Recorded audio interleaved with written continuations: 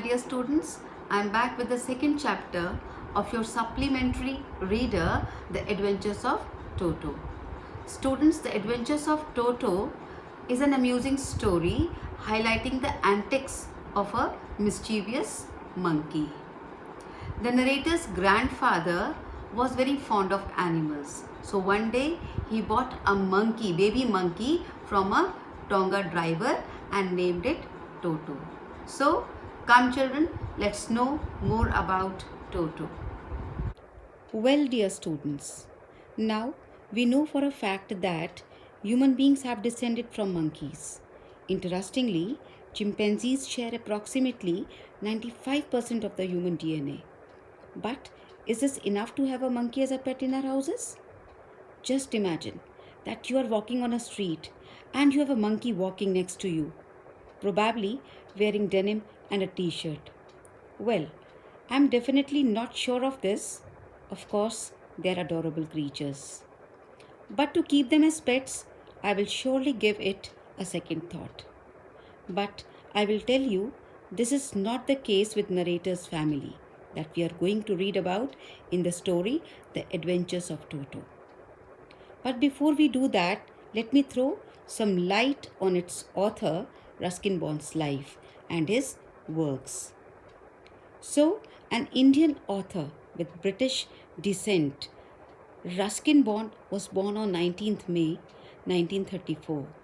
He is considered to be an icon among Indian writers, children's authors, and a top novelist. He wrote his first novel, The Room on the Roof, at the age of 17. And since then, he has written several novels.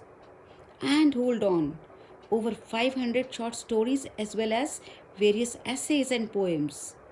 And it is his array of works that established him as one of the best loved and most admired storyteller of contemporary India. And as recognition, in the year 1992, he received Sahitya Academy Award for his short stories collection. Our trees still grow in Dehra. Also in the year 1999, he was honored with the Padma Shri Award for his contributions to children's literature.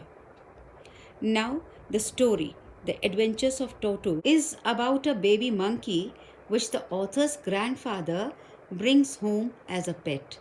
But little creature is not as well behaved as they thought it to be. Will they be able to keep Toto at home forever? Let's begin our journey in examining the curious case of a pet monkey. The story narrates the adventures that followed after the narrator's grandfather, who was an animal lover, bought Toto, a monkey. The story begins with grandfather buying Toto from a Tonga driver for 5 rupees. Toto was pretty and looked so out of place, and grandfather decided to add him to his private zoo. He was, however, afraid of grandmother, who did not like him bringing home as many pets as he liked. So, the narrator and grandfather brought Toto home and decided to keep him a secret from grandmother. Toto was extremely mischievous. The narrator, at one point in the story, writes that if there is a part of the brain especially devoted to mischief, that part was largely developed in Toto.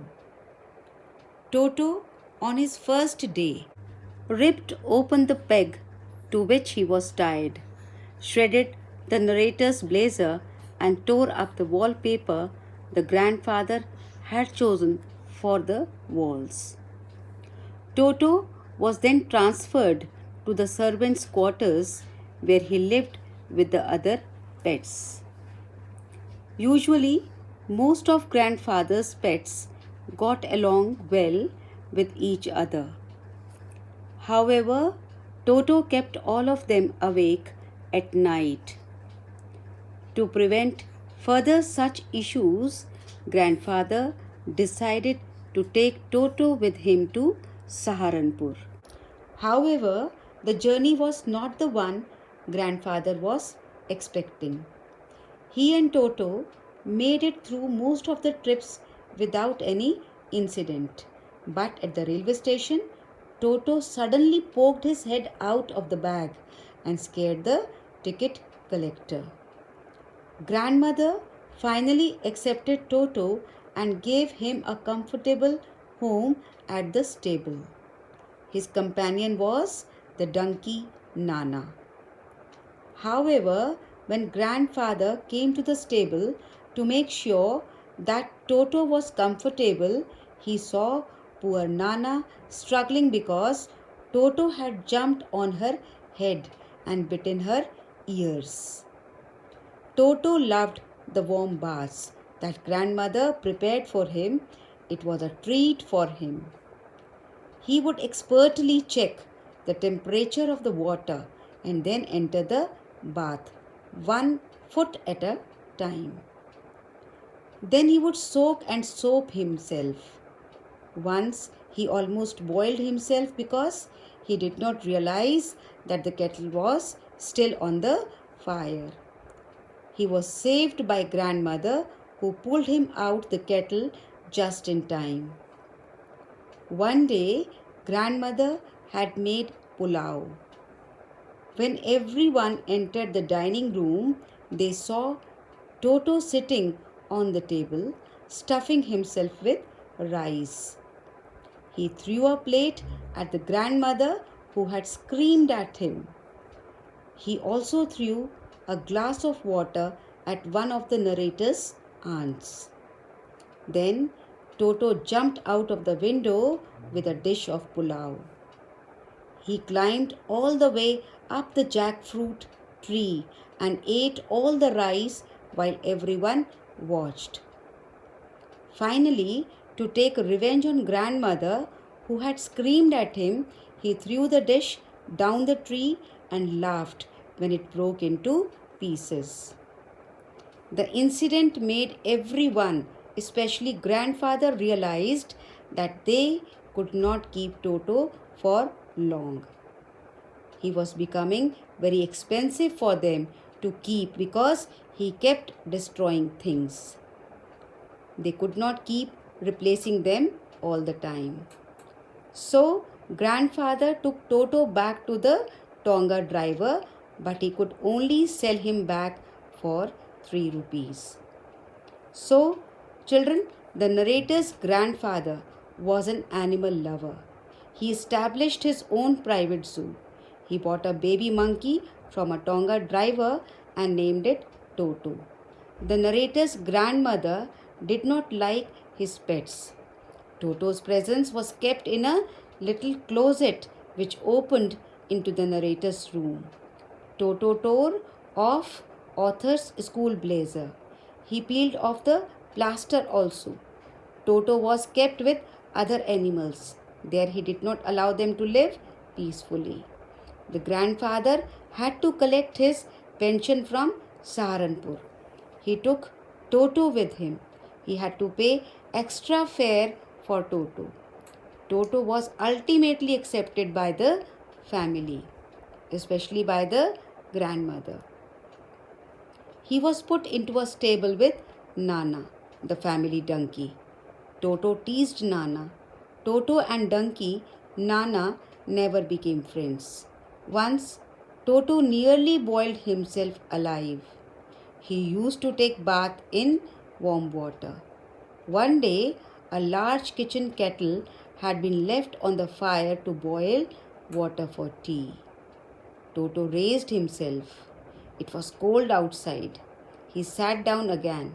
He continued hopping up and down till the grandmother came to rescue him from inside the pot. Toto did not give up his mischief. He tore things to pieces. He tore up the dresses of the aunt. He broke plates and utensils. One day he entered the dining room and ran out with a plate of pulao. He threw the plate at grandmother. Toto caused much mess to the family. They could not tolerate him anymore. In frustration, the grandfather sold Toto back to the Tonga driver and heaved a sigh of relief. The author says that Toto was not the kind of pet that they could keep for long because he was extremely mischievous. He destroyed many things. He tore the wallpapers, clothes, and curtains. He broke dishes too. The family could not afford all this and so decided to get rid of Toto. The story is based on the experiences of people who keep animals as pets. The theme thus deals with the outcome of the interaction between humans and animals. It shows that not all animals can adapt themselves to the human way of life. It requires a great deal of patience and skill to train animals to acquire non destructive behavior. I hope you have understood the story. Students, do take good care of yourselves. Thank you.